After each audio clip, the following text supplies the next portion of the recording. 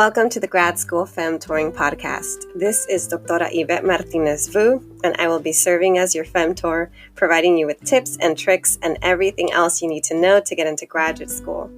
For the past 10 years, I've been helping undergraduate students get into top graduate programs in their field, and I'm really excited to share this information with you too.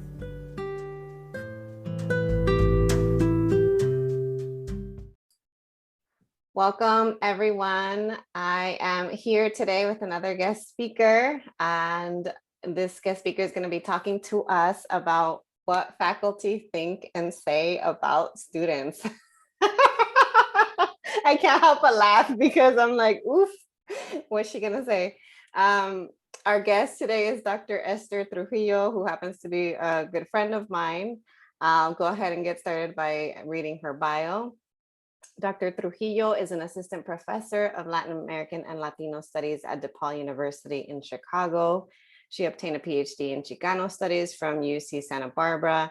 She's also a former visiting faculty at the Center for Study of Race and Ethnicity at Brown University and Woodrow Wilson Fellow. Dr. Trujillo has also been published in the Journal of Latino-Latin American Studies, Aztlan, Latino Studies, and Camino Real. So welcome to the podcast. Hey, thanks for inviting me. Of course. So the first thing, I know it feels a little weird for me to ask you because I know you, but the folks who listen to this podcast don't or may not know you. Can you tell us a little bit more about yourself, your background, basically everything that led up to where you are today, like what led to you pursuing a PhD and now your current position at DePaul? Yeah, so I'm a professor at DePaul. I teach Latin American and Latino studies, but I come from a working class background. My parents are immigrants. My dad is from Michoacan, Mexico, and my mom is from El Salvador. And so witnessing their difficulties, from being undocumented to becoming US citizens and everything that took, really inspired me to investigate in more detail what exactly is it that immigrants go through, and how do they overcome all of these challenges with what seems like joy.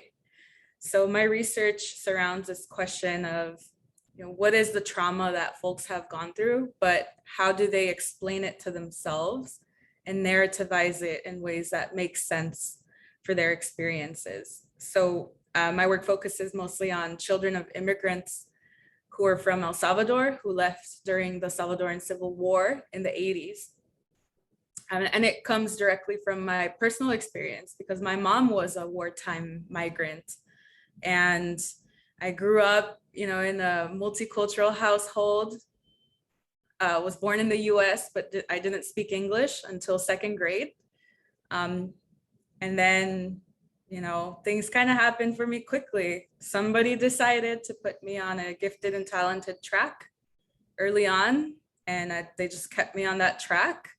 I know now that I pretty much got lucky. There wasn't anything about me that was necessarily more meritorious than anyone else. And I was selected on this track up until college. So I was able to go from high school directly into a 4-year college. UCLA, where I studied Chicano studies.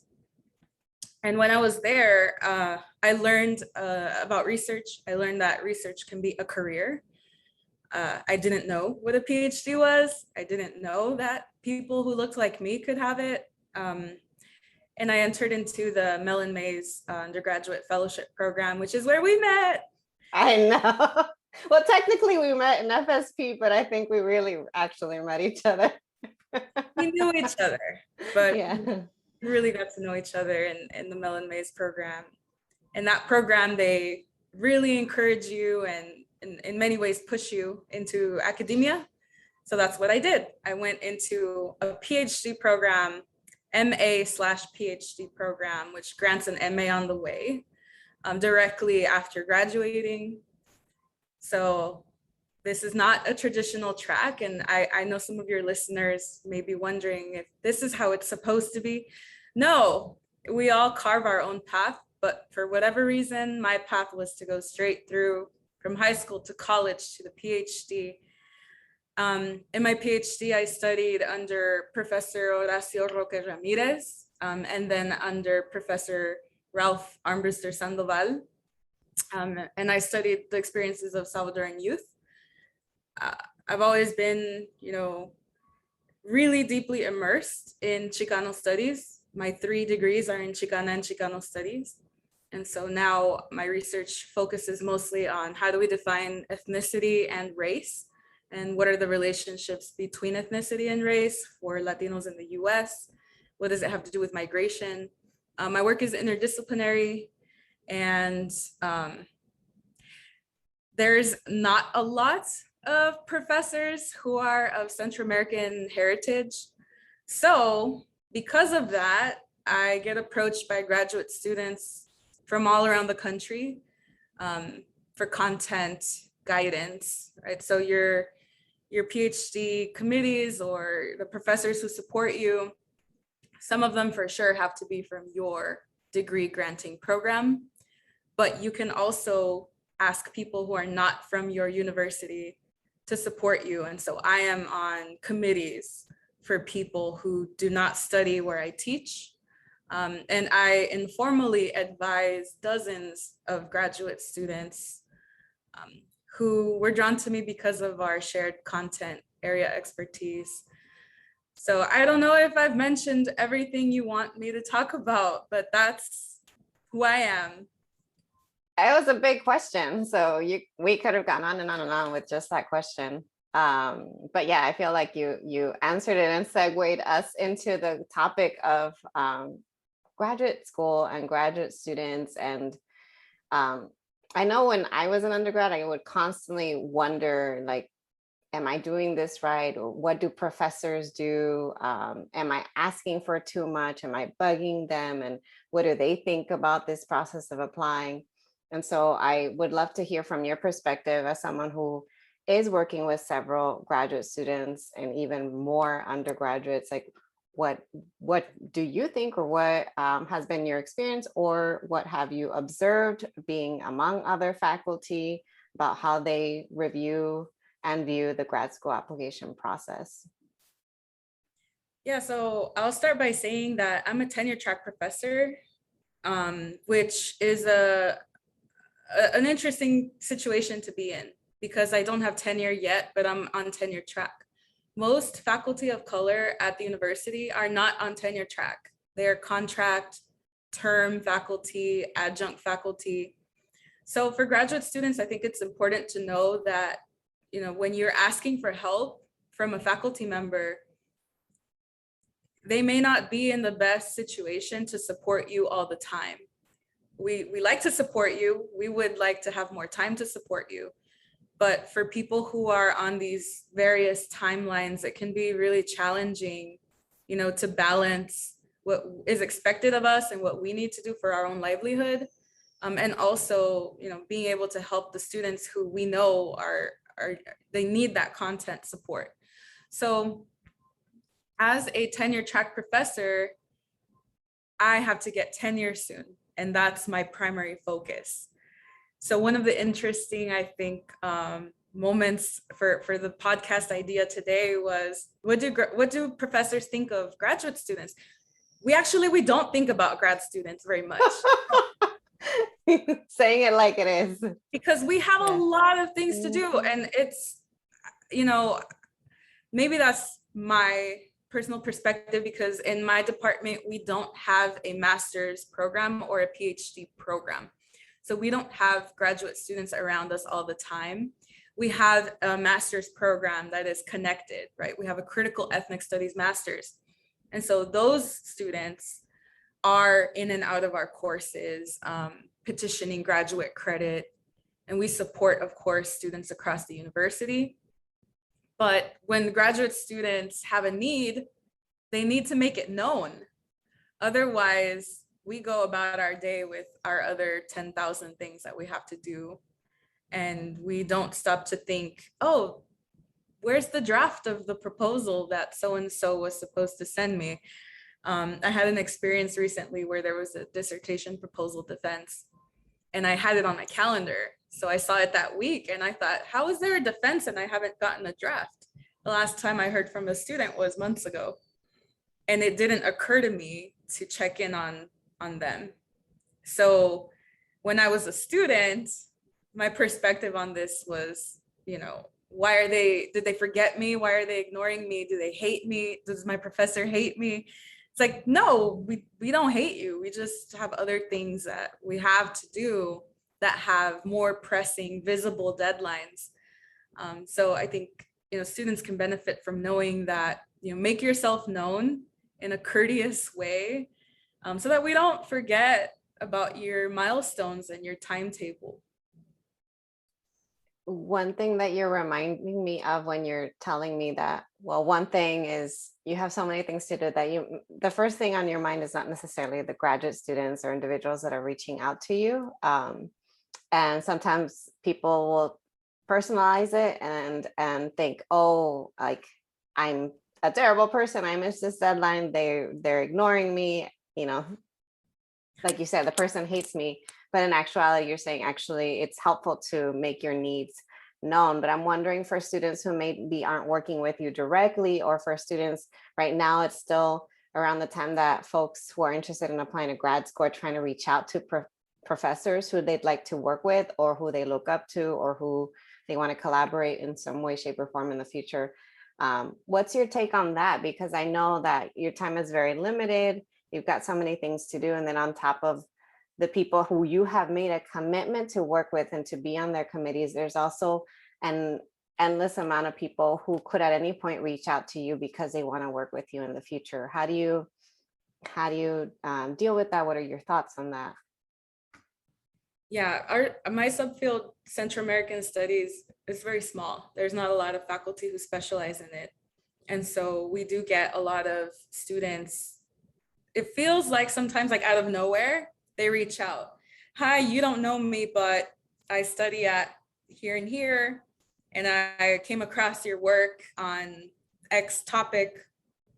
And and then the ask, right? There's always an ask. There's something they want. So one thing that's been helpful for me is when people write what they want in the subject line. Request for meeting from grad student at Yale, for example.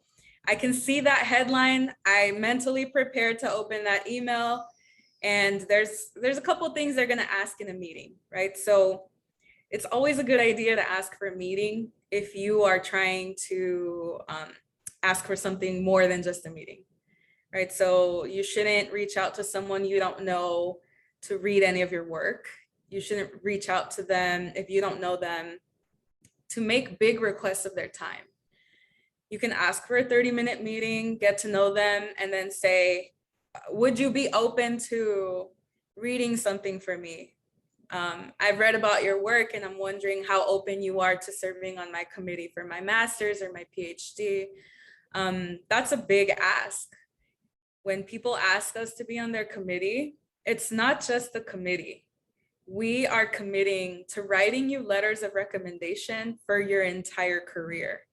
And I don't think people realize this. I didn't even realize this when I asked my committee members to be on my committee. Yeah, so it's not just, you'll be a third or fourth reader, which is how they always make it seem.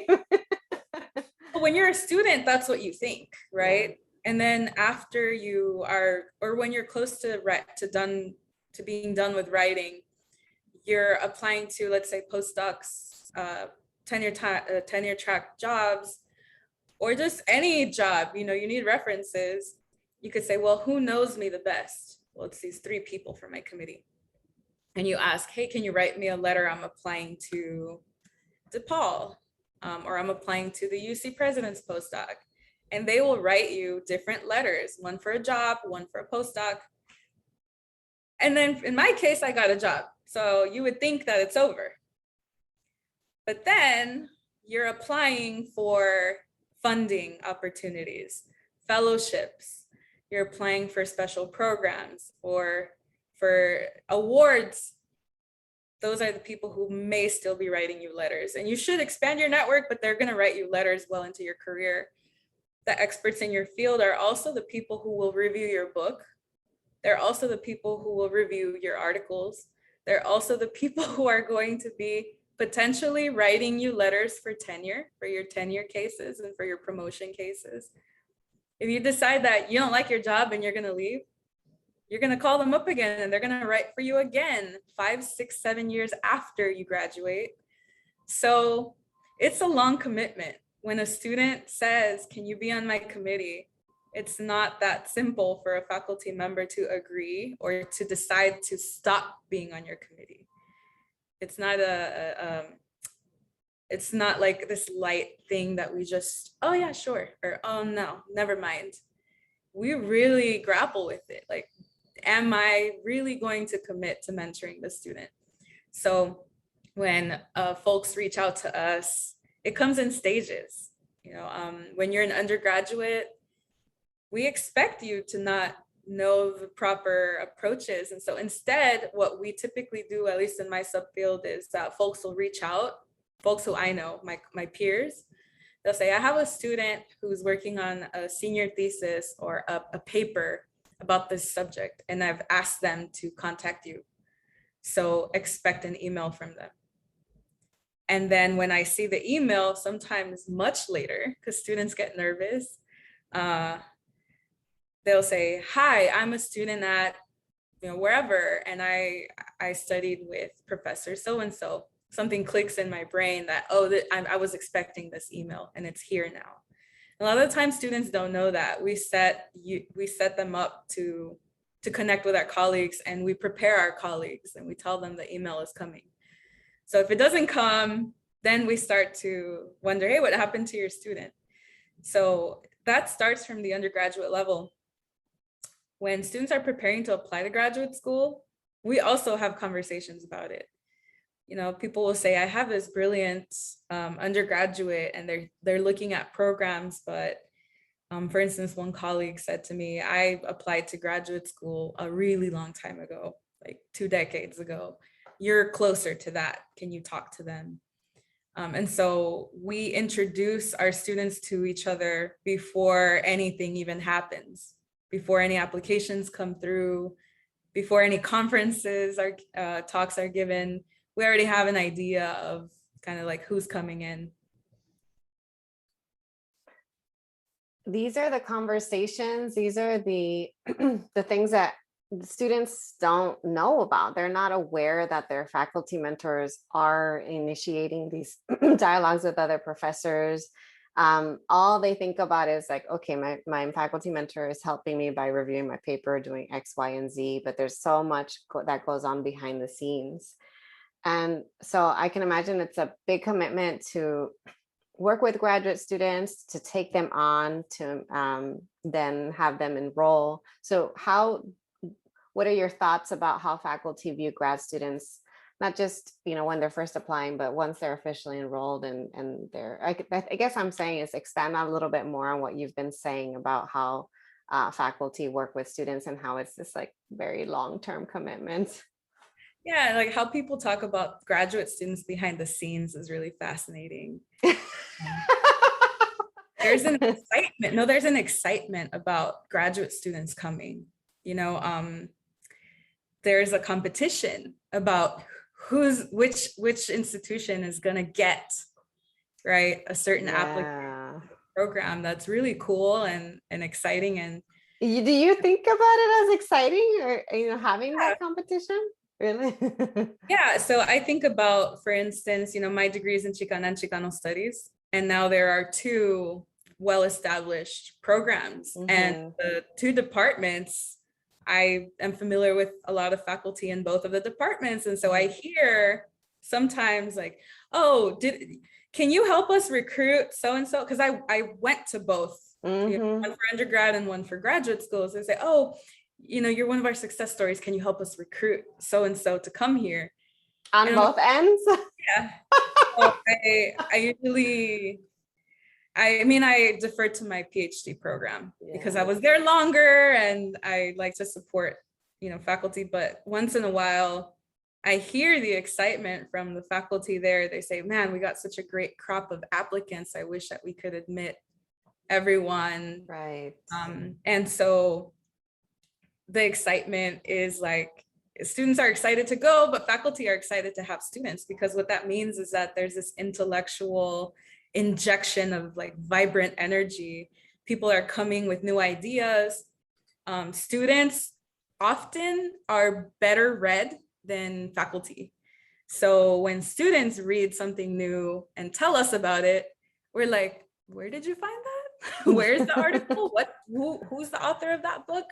So we grow in our intellectual strength because of grad students. So anyway, there's this really interesting thing that happens when the application arrives. Faculty kind of sit around and they pick who they want to advise based on what the application says. So if an application says, I would like to work with Professor Trujillo, we have to, the faculty will say, well, are you available to take a student?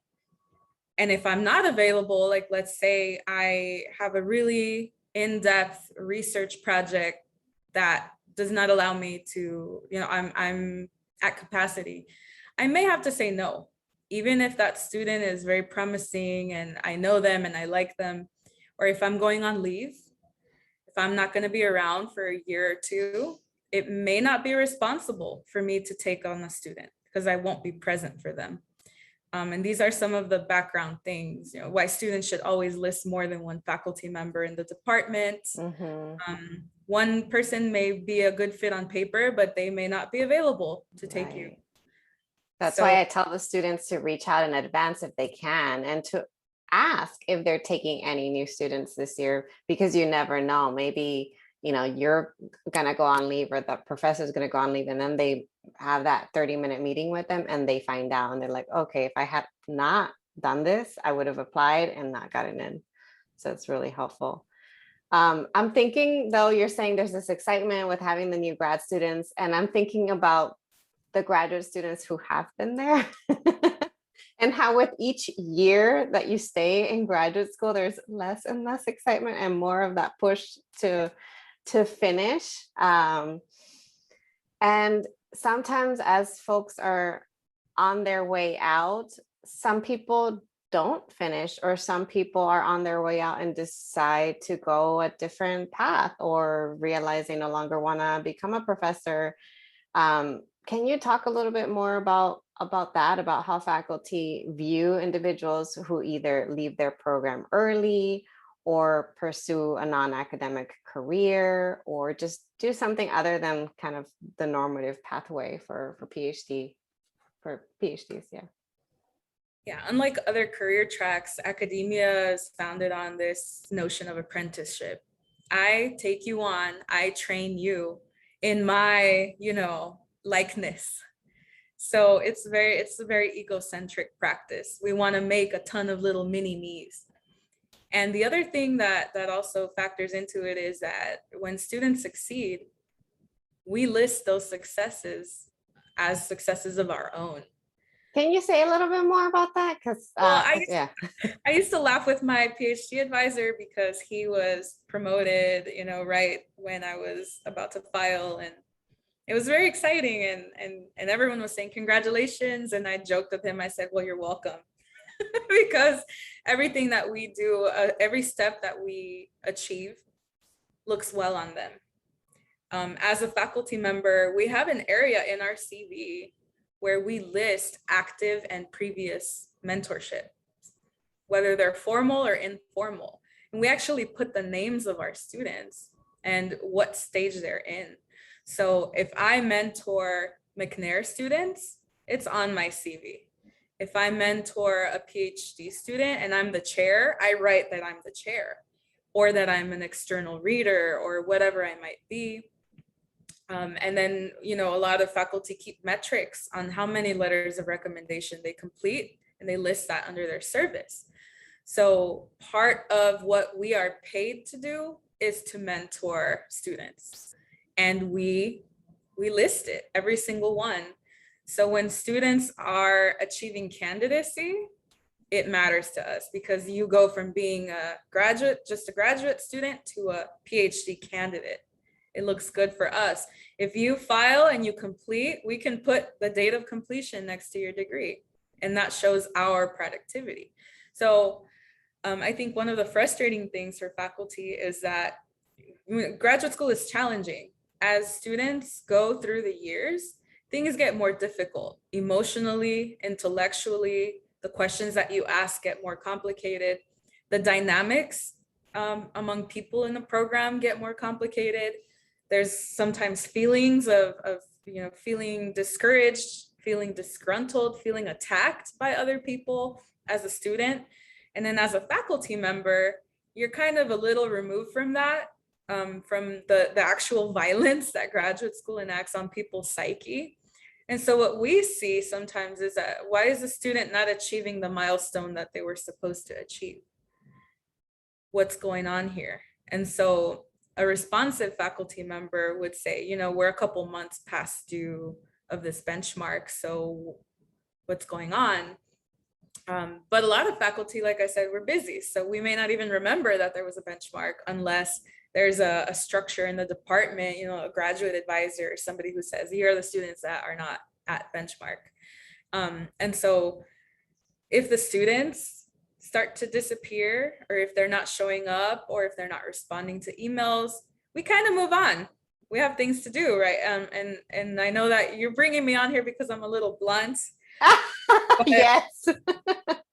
There are things we have to do. So unfortunately, it's not we're not trained to support students emotionally.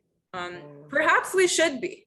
It doesn't seem like you're trained to support students in pursuing any other routes either. Because like you said, it's an apprenticeship model. Yeah. It's very difficult because the benchmarks don't measure alternatives to academia. And it can be really challenging. Some of my history, that I wanted to leave academia. I was already applying to jobs in government. I was applying to think tanks and all these kind of like non-government organizations as well. And it surprised my advisor. My PhD advisor said, wait, why? What? But you're going to apply to be a professor though, right? And I said, no. He said, why not? You should at least try. I said, all right, I'll try. And it worked out, which is also not a typical story. A lot of people try for many, many years. And so I guess that my area of expertise matched what the market wanted that year. There's no way to know. There's no way that my work is in any shape or way better than anyone else's. It was just, it fit. It was the right time. I got lucky. But I was ready to apply to non-academic positions as well, because I was keeping an eye out on what was happening outside of academia. I was positioning myself professionally by working in student affairs jobs as my part-time jobs. And I was able to negotiate longer working hours than what was allowed in our TA contract. And so I TA'd because I had to, but I also got 10 hours working for the graduate division. Or I also worked as the vice president for the Grad Student Association. So I was in direct contact with, directors, deans, folks at the administrative level. And so when I saw what their jobs were, I thought that's a possible track for me too. So I wasn't completely 100% set on academia, and revealing that to my committee was challenging because they were like, no. But I will say this, now that I'm on the other side, professors don't just list the student they mentored and their graduation date and their university placement. We also say that all of our students are placed, right? All of our students are employed in some way to boost those numbers in the reports that we have to send to the college. So whatever you end up doing, we hear about it, we know about it, we talk about it. And people are very interested in that as well. They'll say, oh, isn't so-and-so a dean somewhere? Or isn't so-and-so an IT tech person at a large corporation? Yeah, they are. Like, it would be great to have an alumni panel, to bring students back and see the diversity of what's possible with a degree in this from here. But yeah, there's definitely not a culture that has trained us in any way to support students leaving academia, because all we know is what we've done. Yeah. One thing I have told students, like current graduate students that have asked me for advice, who say, I don't think I want to become a professor anymore, but I think I want to get a job in student affairs or in academic affairs or do what you do. What do you recommend? And I usually say, what I did was like what you were just saying. Like I had my part-time jobs. I had, basically one foot in one door, another foot in another. But I kept those two things very separate. And I didn't really communicate that with my advisor because I did not have a positive experience, especially with my first advisor, who was very toxic and who discouraged anything that wasn't research. It was all a waste of time, according to that individual. And so I tell them, depending on the culture of your department, if it's discouraged, you may want to keep it to yourself. And I hate having to say things like that because I don't like encouraging people to have to hide anything or to like not be themselves in any spaces. But it's true, in some cases it may further complicate things. In my experience, when I told my second advisor, who was more supportive about me leaving academia and no longer pursuing tenure track jobs, he was unwilling to write me recommendation letters for anything other than tenure track jobs. And so it's interesting to hear you say that in other departments, at least, they do have this investment of following up with people who have completed the PhD to see where they are and what kind of careers they pursued. But I'm wondering, is that still true about folks that have left? Is there any investment whatsoever? Or do you just completely move on if a student leaves the program early? Because I am hearing about some people who are debating whether or not to stay in grad school and considering leaving, and leaving perhaps with a master's, or leaving once they've obtained their candidacy and they're no longer interested or invested in finishing. So one thing that I like to always say is that the language that I prefer to use when people leave a program is that they separate, right? They separated from the program, because I feel like leaving still implies that there's something there that was worthwhile and you're leaving it. But separating is like, I've seen my choices and I'm making the choice to separate. And definitely a lot of people separate from programs. I wouldn't say that there's the same level of investment in following up. I think there's more investment in the people who completed it, because those are the metrics that the college tracks. When it comes to curiosity, individuals who cared about you when you were there, they will continue to care about you when you're separated. It's about your individual relationships with those people. In terms of this, whether you should keep it secret or not, that you're pursuing these types of job hunting activities, it's up to you. But I will say that it is necessary to build networks outside of your academic network that are separate. Separate networks. So one thing that I did, I approached my college alumni association, which is a very strong alumni association at UCLA. And I started, going to networking events and meeting as many people as I could to see what kind of jobs they had. One thing that I learned early on is that it's easier for you to get a job in any field, especially in STEM fields, but in any field, if you know somebody who works there already. They recommend you. Sometimes they even get a bonus if you are hired. So you need to meet as many people as you can. And it's hard. I know I'm extroverted, so it's not that hard for me. But for introverts, really hard. I love that you just put it out there. It's hard for me, but I know it takes time, and I coach my students through it. So I've seen how hard it is. But one thing you can do is, if you meet somebody and they seem like they have a career that you would love, ask them for their card or ask to connect with them on LinkedIn. That's all you have to do in the interaction. Listen to them and just ask for their contact. When you go home that same day or within 24 hours, email them, send them a message and say, it was great to meet you. I'm really interested in what it took for you to get to where you are. Do you have time for an informational meeting? 15 minutes, 20 minutes, just to tell me about how you got there. And then it becomes one-on-one, so it's less intimidating than in a large network setting. And I did this with someone who I met, who worked in the student affairs position, who I met at an event. I emailed them right away. I got an informational meeting with them the next day. And at the meeting, this person who had been trained in networking printed out the web profiles of 3 people I should talk to. Gave me the profiles and said, here's their email. Make sure you contact them this week. And it was the same type of thing. Once I contacted those people, they knew that I was going to contact them because I was already set up. You know, they had heard of me. I said, oh yeah, so-and-so said that you'd be getting in touch. How can I help you? What would you like to know?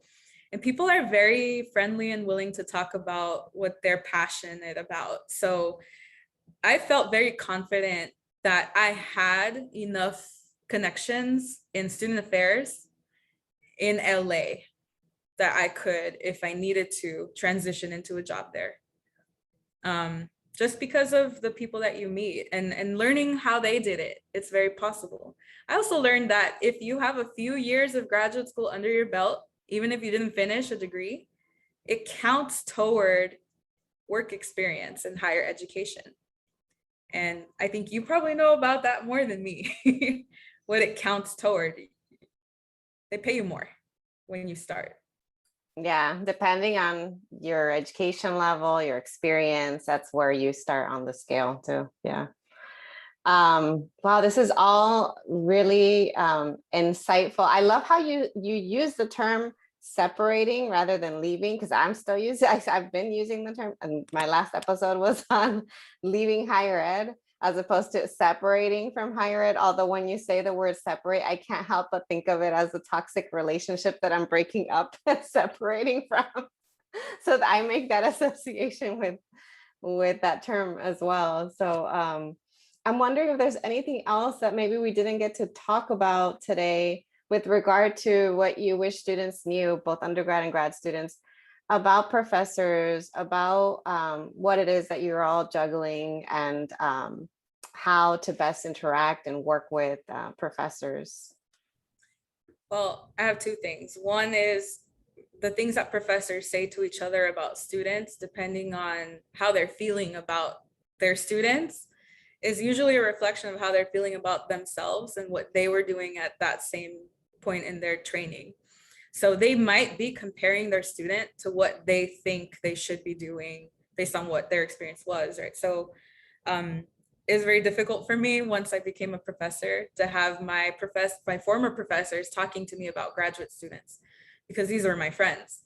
These students were my friends. And so I would hear them say, I'm not sure so-and-so is going to finish. I'm not sure whether they're fully committed. And I'm not sure whether, you know, all of these kind of negative feelings about students. And I started thinking about it and I realized, well, I wonder if this student has communicated recently with their faculty to explain what's going on and what's coming next, you know, because it's very difficult to get into a habit of showing up for yourself and letting your faculty know, hey, I'm late on this benchmark, but within 6 months, I'll be there.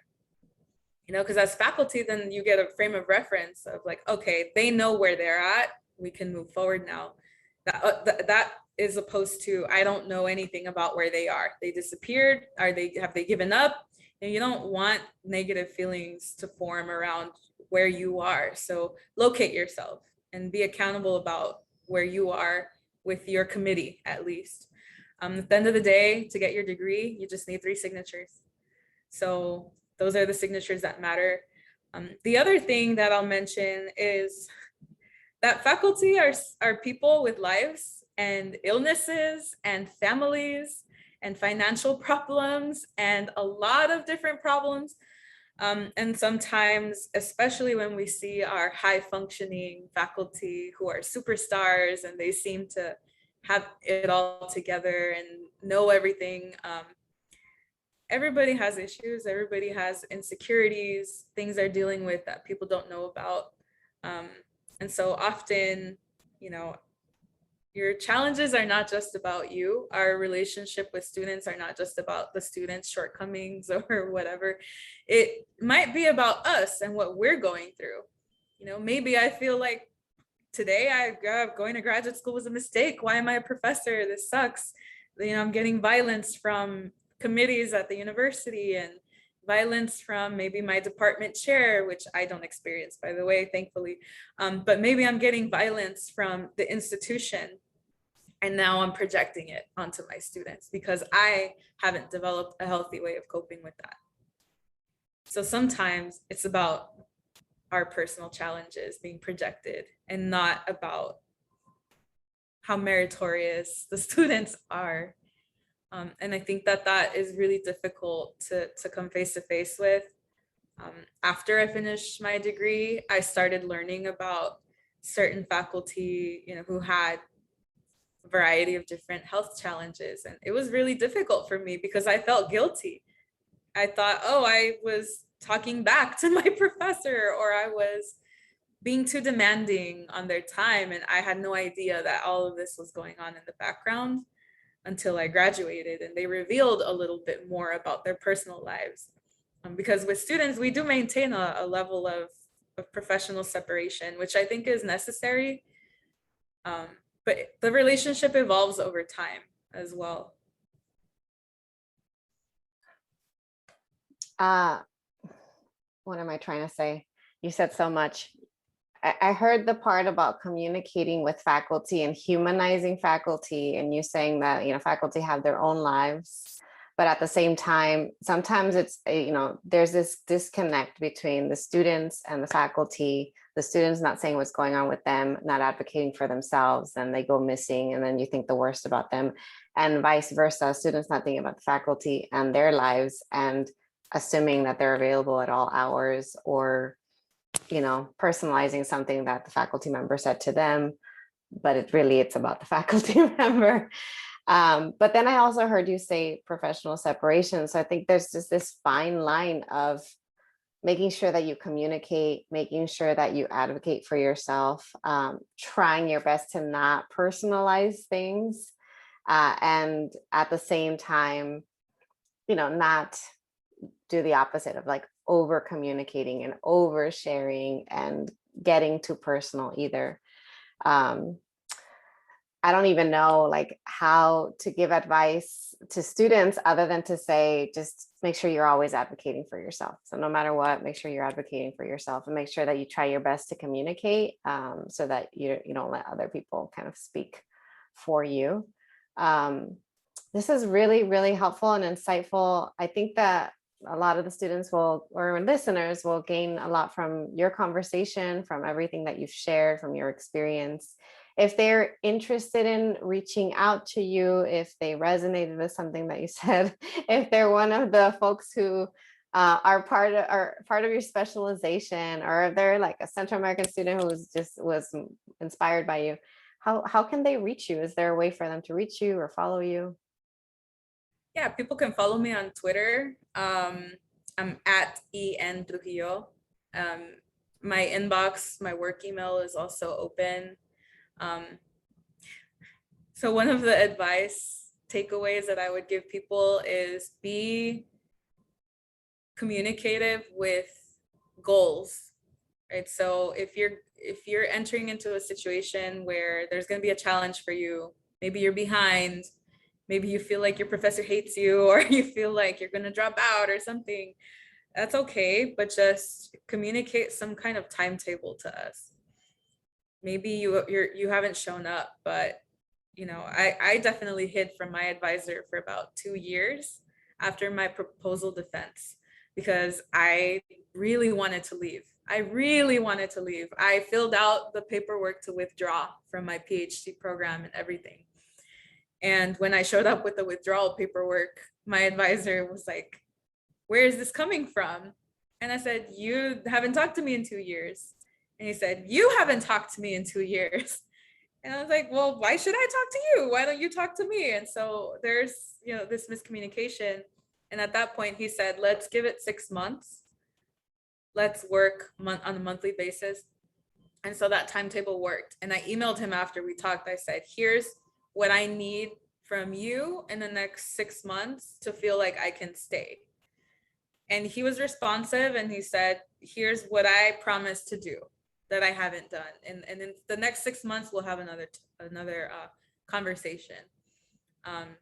If you reach out to faculty about, you want to come to our grad program, just say, can I meet with you on Zoom for 20 minutes and give us a date, give us 2 times, put the time in, put the benchmark in.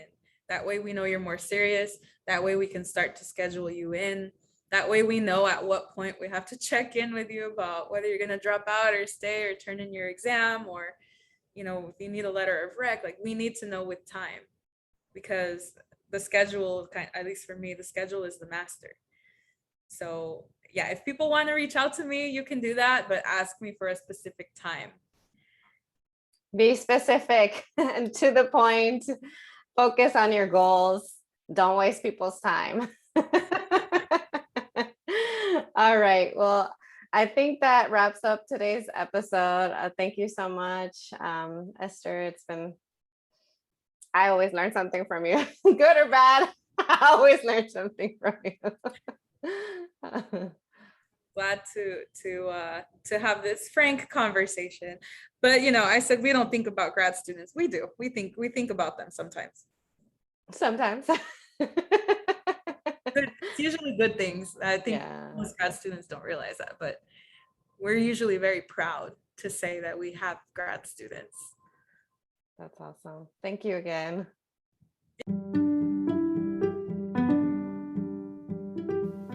Thanks so much for joining me in the Grad School Femtoring podcast. If you liked what you heard, please rate this podcast on iTunes, Spotify, or anywhere you tune in. You can also support the podcast by donating to my Patreon page, Anchor page, or Venmo account, which is at Grad School Femtoring.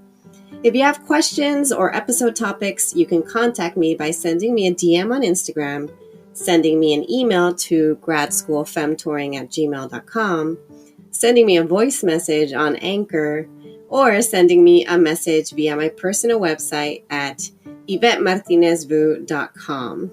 Until next time.